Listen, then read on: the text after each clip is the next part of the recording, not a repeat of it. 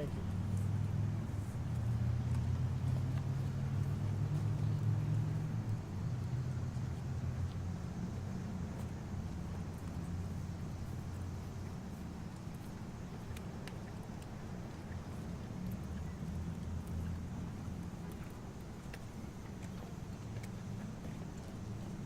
Good evening. I'm Jeffrey Carroll, the Executive Assistant Chief here at the Metropolitan Police Department in Washington, D.C. I'm here this evening to talk to you about a very tragic incident that occurred. At approximately 5:40 this evening, members of our Violent Crime Suppression Division were here in the 4500 block of Coral Street, where they observed a suspicious vehicle stopped and an individual exit that vehicle. As officers went to contact and investigate that individual, he then ran from the area and jumped on 295 southbound, the roadway, where officers observed him place a firearm inside of the storm drain. Officers attempted to stop and further investigate that individual who placed that firearm in the storm drain, but unfortunately he was able to flee the area on the back of a motorcycle. We are attempting to locate that suspect. He is described as a black male with long dreads, wearing a white shirt and light-colored blue shorts that was seen fleeing from the area. A short time later, additional officers from our Violent Crime Suppression Division were here in the area attempting to recover that firearm from the storm drain on 295. One of our officers, a crime scene search officer, to recover that evidence. During the process of recovering the firearm from the drain, the firearm went off, striking that officer. The other officers that were here on the scene with him immediately began to render first aid. The officer was transported by helicopter from the scene here to a local hospital where he's currently receiving treatment at this time. As I said, this is a very tragic circumstance. Our heart goes out to the other officers of the Metropolitan Police Department who go out here day in and day out, putting their lives on the line, and the family of this officer who was injured in this incident. Shortly thereafter this press conference, we will be releasing images of the individual who was observed placing the firearm in the storm drain. We would ask the public, if they are able to help us identify that individual, to contact the Metropolitan Police Department at our real-time crime center at 202-727-9099. At this time, I'll take any questions that you may have. Do we know the current condition of that officer? Yeah, currently the officer is receiving treatment at the local hospital. We don't have anything right now more than that. Jeff, was it a crime scene officer or one of the detectives, part of that suppression unit, was shot? Sure. So it is a police officer who is assigned to the Violent Crime Suppression Division, but he is trained to be a crime scene search officer. He is trained to recover evidence and firearms. Could you go through the events that led to the person fleeing? Sure. So the officers observed a vehicle that was stopped inside the 4500 block of Coral Street in an alley. They observed an individual exit that vehicle. When the officers went up to try to contact and interview that individual, they ran from the officers.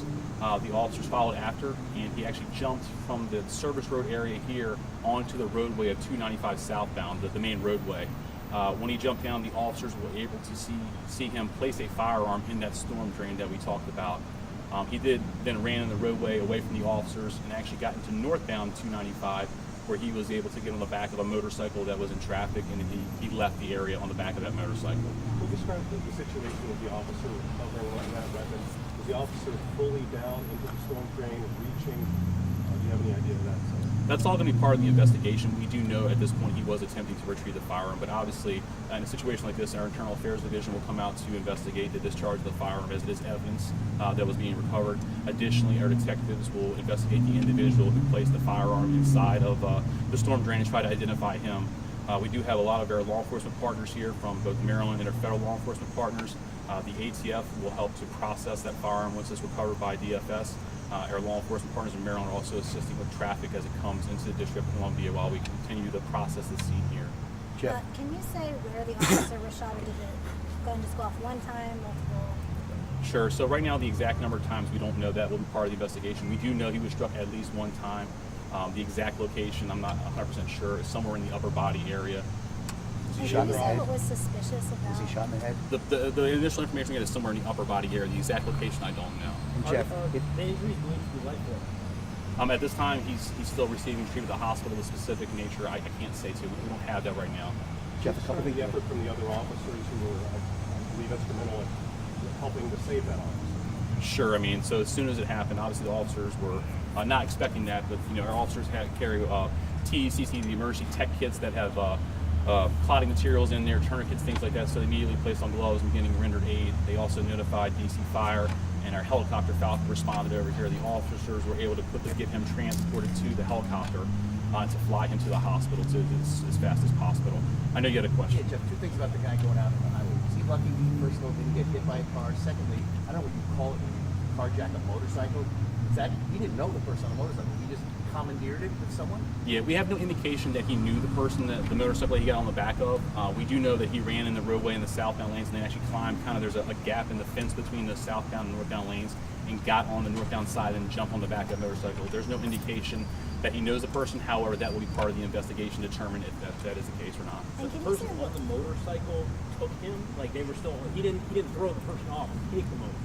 Again, we're very preliminary in the investigation. We know that the motorcycle left and he was on the back of it. What the relationship was, or was it willing or not, or did the person even know? Maybe speculation is out there, so I can't really get into that until we have more information. We'll take two I more don't wanna speculate. questions. You guys said you were investigating because it looked suspicious or tried to stop him. What specifically about what this person was doing made him Sure. I suspicious? mean, we're an hour into the investigation, so all that'll be part of the overall investigation into the firearm. But at this point, we don't have those kind of specifics out there. All the officers will have to be interviewed and evidence as far as video and things like that. So it's very early in the investigation. Can you tell us how long the officer has been with the department and how long he's been in this specific role? Sure. So I can give you an estimate. He's been on the police department over 25 years.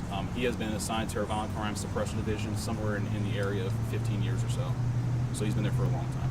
Chief, there was a moped crash nearby. Any involvement? Is there? We believe this person's now running.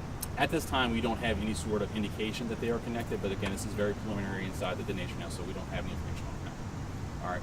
I appreciate everybody's time. Thank you. Thank you.